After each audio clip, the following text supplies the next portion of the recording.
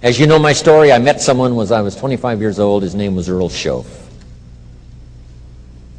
who dropped into my life at an extraordinary time.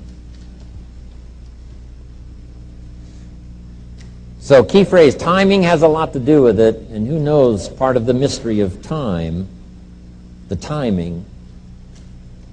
Part of the timing one I just had that experience that I've shared in other seminars when the Girl Scout knocked on my door.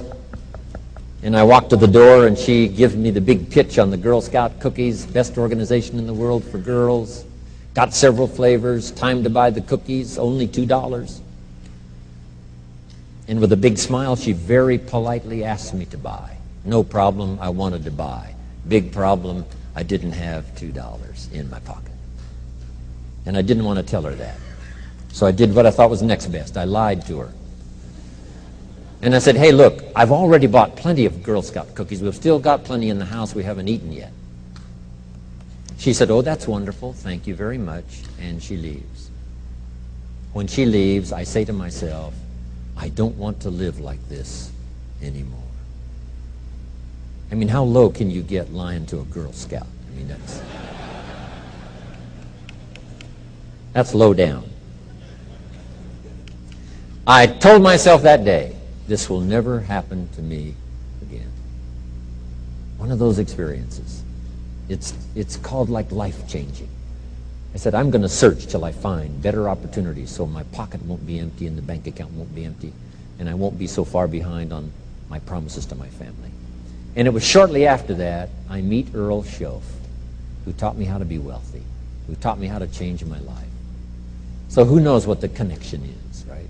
Someone says when the student is ready, the teacher will appear. You know, I don't know all the mystery of that. But anyway, it seems like some of those things uniquely happen.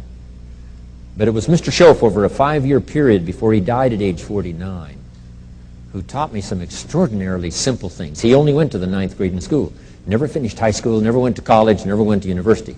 So he put his ideas and his experiences in very simple language, which I think for me, you know, a kid from the farms of Idaho, that simplicity was so important. Because if it would have been technical, I'd have missed it. If it would have been mystic, I would have, backed away. But it was just basic, blunt, ABC, familiar stuff that I hadn't thought of before. And he did start to remind me, and those ideas changed my life.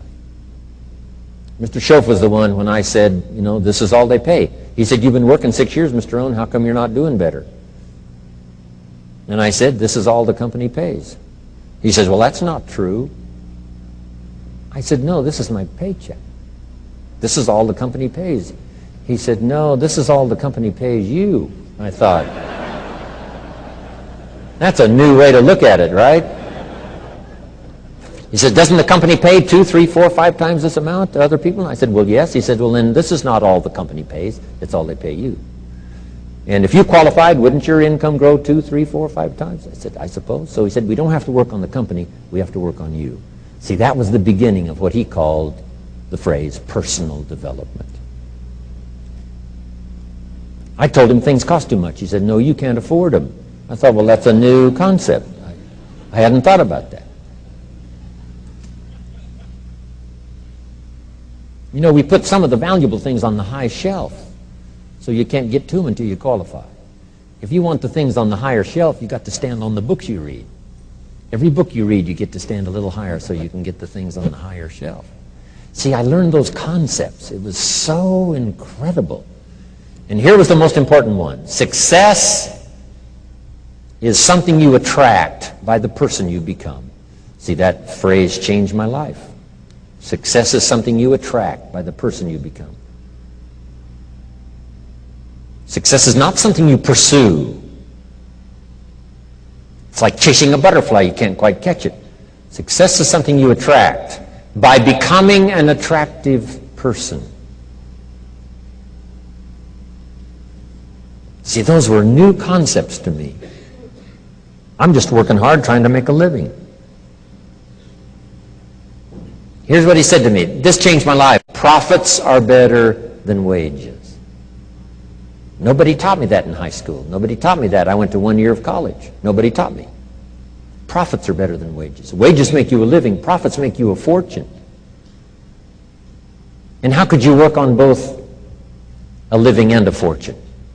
He said, well, you could start part-time working on your fortune while you're working full-time on your living. I thought, wow. Now, he said, it's fun to get up in the morning.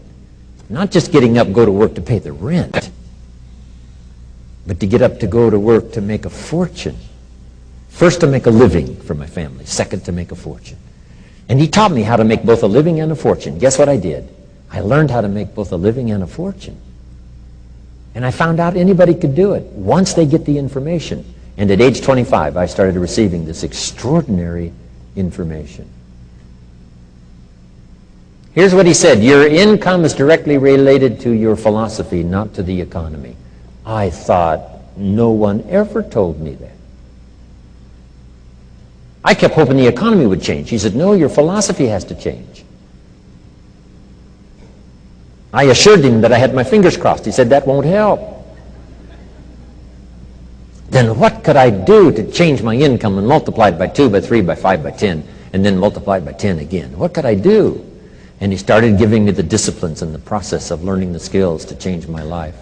This was an extraordinary man. Those were extraordinary times for me, life-changing in every manner that you can imagine, but very simple ABC concepts. Here's all I learned: not to search for the exotic until you've discovered the basic.